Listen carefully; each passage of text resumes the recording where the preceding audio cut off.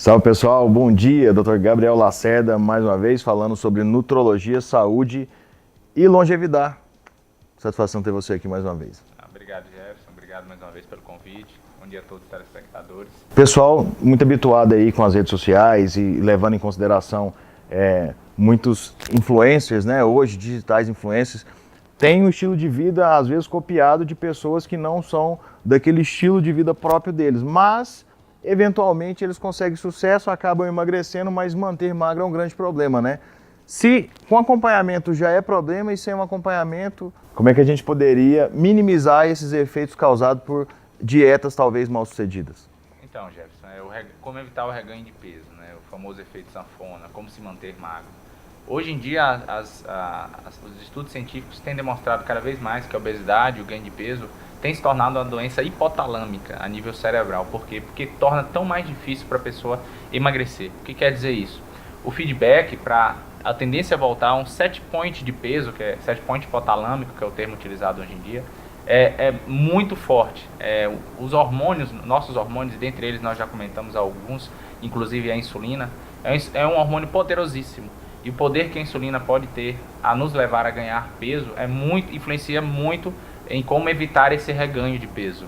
Então, controlar os níveis de insulina, o que às vezes é feito com medicamentos por um tempo e posteriormente até com os próprios alimentos, seria um dos pilares básicos para evitar o reganho de peso. Evitar o que hoje a tendência da nutrição já reconhece como hormonalmente mais plausível, a tendência do índice glicêmico ao invés apenas do índice calórico, né, do alimento.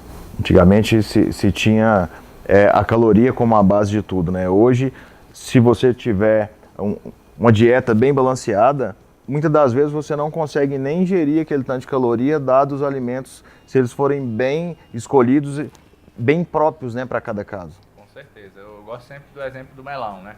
Um melão inteiro tem cerca de 65 gramas de carboidrato. Então, se você for contabilizar a quantidade de carboidrato em um melão inteiro, e ninguém come um melão inteiro, é muito pequena.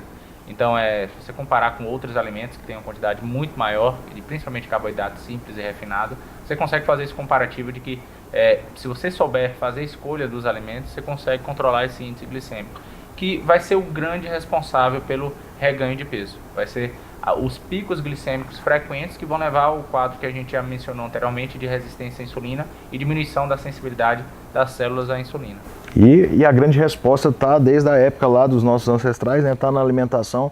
Se souber utilizar essas ferramentas aí, esses insumos, né, naturais como fonte de energia, você pode acelerar seu metabolismo, pode ter uma ação termogênica, pode ter anti-inflamatórios naturais aí em sua mesa. Você vai estar nutrindo, remediando e vivendo bem, tudo numa ação só? Com certeza, exatamente. Então, se as escolhas alimentares já estão adequadas e o estilo de vida também já está adequado, é aquele ponto que a gente sempre traz à tona. Às vezes as pessoas conseguem obter o emagrecimento, mas por um período da vida estão sem realizar atividade física ou estão sob forte influência do cortisol, que é um hormônio que é competitivo com a insulina. Então, é muito mais complicado para a pessoa se manter com níveis adequados de peso sob um hipercortisolismo, né, um estresse constante. Então, se ela se adequa ao estilo de vida e leva a esses hábitos saudáveis, se torna muito mais fácil, muito mais natural evitar o reganho de peso. A gente tem um grande problema aí, são parâmetros utilizados hoje na modernidade, principalmente nas meninas, né? Elas acabam tendo como referência só o peso em si, não a composição corporal. Isso pode trazer sérios problemas, inclusive nessa ação metabólica endócrina. Como melhorar isso psicologicamente para que as pessoas passem a reconhecer o percentual corporal, não só o peso corporal. Excelente, né? É aquele ponto do falso gordo, falso magro, né? Que às vezes a gente ouve falar por aí. Isso de fato acontece muito. Quando as pessoas têm um emagrecimento acentuado e porventura percam bastante da massa muscular, isso reflete na queda da taxa metabólica basal. E o corpo se adapta a tudo, de bom e de ruim, vocês vão perceber isso. Se você fizer uma restrição calórica por um período prolongado, consequentemente você vai diminuir sua taxa metabólica basal. Mas se você voltar a se alimentar, seu corpo vai tender a acumular aquela energia, porque a taxa metabólica basal vai levar um tempo para se habituar novamente. Então, a gente consegue controlar a taxa metabólica basal através do alimento e também da massa magra e da atividade física. Consequentemente, quem tem mais massa magra tem mais taxa metabólica. Tem uma taxa metabólica basal mais elevada, consequentemente consegue se manter com um nível de peso estável por mais tempo. Isso é um grande problema, né? Porque hoje as variações de padrões são muito constantes. Então, é meio que de moda, né? Às vezes tem uma certa celebridade que está fazendo isso ou aquilo. Tendenciosamente, muitas dessas pessoas vão acabar seguindo esses padrões, mas nem sempre essas celebridades divulgam não, o que realmente está sendo feito e mostram só esses resultados. Aí, por falta de informação ou talvez até de consciência, que eu acho que no fundo, todo mundo sabe que não é bem assim, acaba seguindo alguns padrões que podem ser mais transtornos do que benefícios. Com certeza, a gente tem que ter muito cuidado com as informações que a gente obtém hoje em dia através das redes sociais.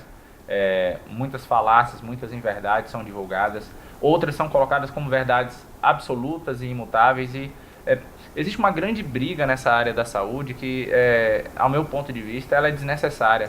Ao invés de juntarmos forças para entender que não há apenas um caminho para todos os resultados, a gente prefere competir e dizer qual é o caminho correto. Então, tem que ter muito cuidado com isso, porque não necessariamente o que funcionou para uma pessoa pode funcionar para você, mas também pode ser que funcione. Então, não há essa necessidade dessa competição intensa nessa área, mas tem que ter muito cuidado de onde vem essa informação, se ela tem credibilidade, se ela tem validade científica, porque a gente sempre tem que se preocupar com aquilo que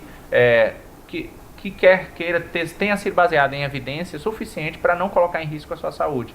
É isso que a gente visa como profissionais, sendo cautelosos ao colocar um paciente, colocar a saúde em nossas mãos. Isso é tão sério que até mesmo dentro de padrões científicos, de padrões controlados, existe essa adaptação individualizada, né? Existe esse protocolo mais fino para uma ação mais sistêmica dentro de cada indivíduo. Então, quer dizer, a gente está pegando uma ação que foi estudada por anos e anos, feito vários testes, vários protocolos, e mesmo assim ainda vai ter que ser adequado para o indivíduo, e se você pegar na regra geral, com certeza isso vai dar problema e sério. Com certeza. Esse ponto daria mais um programa inteiro para a gente falar aqui dos polimorfismos genéticos. Os estudos hoje têm identificado muita individualidade bioquímica, individualidade genética, que compromete os resultados dos estudos. E nós temos polimorfismos tanto para a metabolização de carboidratos, gorduras e proteínas, quanto polimorfismos que podem nos tornar mais bem-sucedidos ou não em determinados tipos de atividade física. Hoje é possível se fazer um estudo genético em que você consegue identificar esses polimorfismos. Então, assim, seria o nosso ápice, o mais individualizado possível. Mas até lá a gente consegue encontrar estratégias que funcionam para boa parte da população e podem ser adequadas de acordo com o perfil do indivíduo. Então é isso aí, está dado o recado. Dr. Gabriel Lacerda, nutrólogo, sempre trazendo atualidades da longevidade saudável e que seja saudável mesmo, né? Não seja só estética, que seja aplicada para você e você seja o exemplo da sua família. Obrigado mais uma vez, satisfação. Não sai daí, daqui a pouquinho a gente está de volta.